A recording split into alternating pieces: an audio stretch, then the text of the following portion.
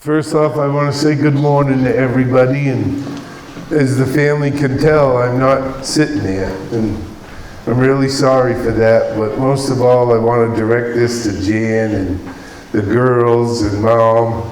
I'm really sorry for our loss.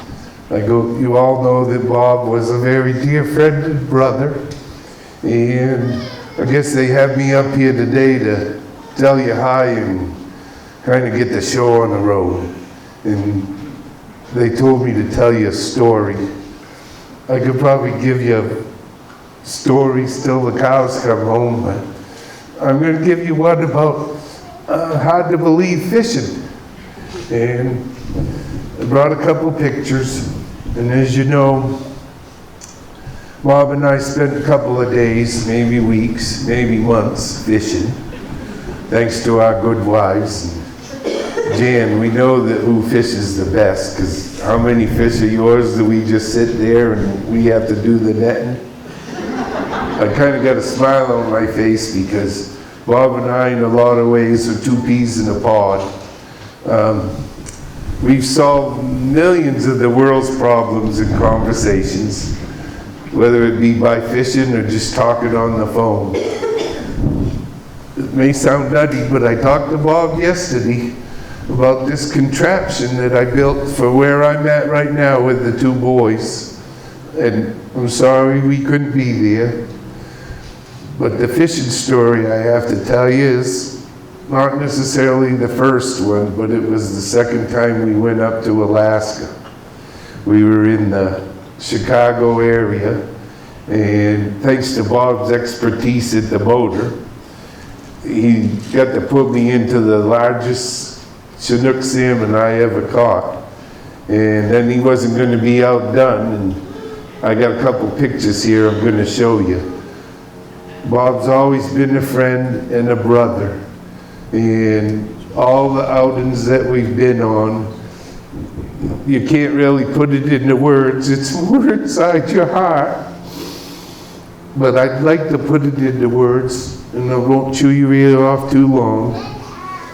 That is that this particular trip, we'd been there before. My brother was sitting in the boat, and lo and behold, we came into these two fish.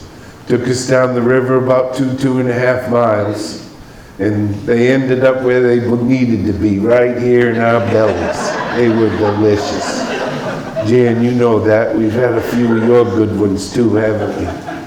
You all know Bob could do some cooking every now and then, and we're never going to forget his recipes, and we're going to try cooking them again and again and put our twist to them. But the most important thing over the years that I learned from Bob is that we didn't come to be friends by chance. Jan, I think you can correct me, but I believe it was May of 1979 or 80 when the store opened that we met, and then off you went. Seemed off. I mean, you and the girls and everybody packed up and you became California City Slickers. But fortunately, when you got back, fortunate for me, maybe you guys' demise, we were back at it, and we'll continue to be back at it until God tells us to come home. There's a lot of things I think we all strive for in life, and Bob did it in a great way. He had so many gifts. One of them, you might say, is his gift of just always wearing the right thing. If we all close our eyes right now, we can see him standing there in his beautiful camo. He blended in so well you could hardly tell he was there. And think of his green Gundersons. Whether it was raining or not, that was another stylish feature. So I brought something today to show you guys. I brought you a couple pictures, and I'm going to give them. You'll notice this is Bob showing off with his little fish, and I say little, what, 50-something pounds, 57 maybe? And yes, that's the Kenai River. It's not to say the Kenai is any better than any other fishing hole, but it was a good one for us. And then This is the best one though, but it's best not because of the fish.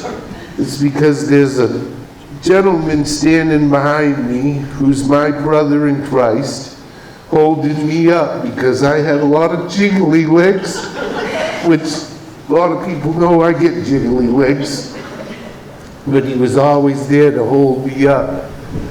Your husband, Jan, and Mom, your son, had a heart of gold, and he knew how to support others, and he knows how to teach us about following the Lord.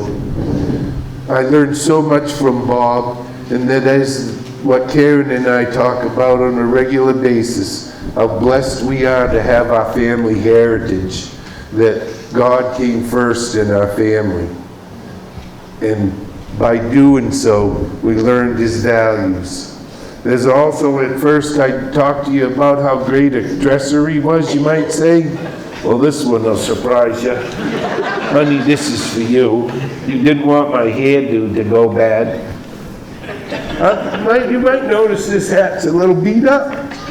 You might notice it's in this picture.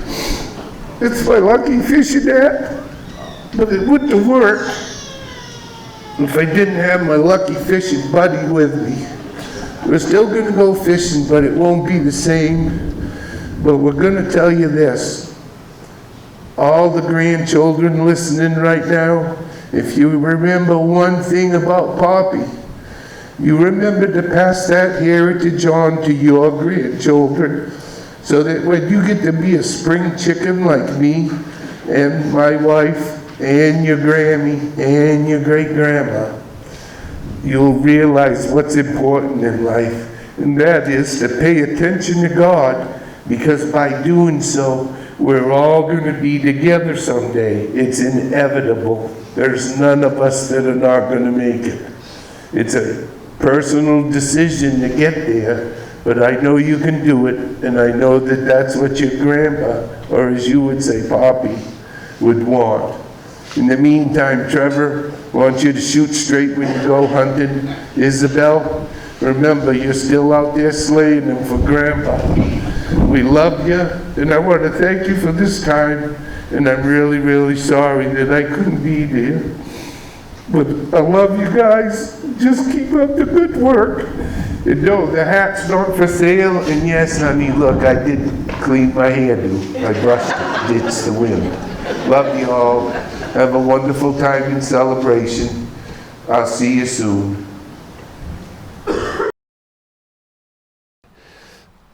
I think all of us, deep in our heart, we strive that when we do meet God, we hear these words, and that is, well done, good and faithful servant.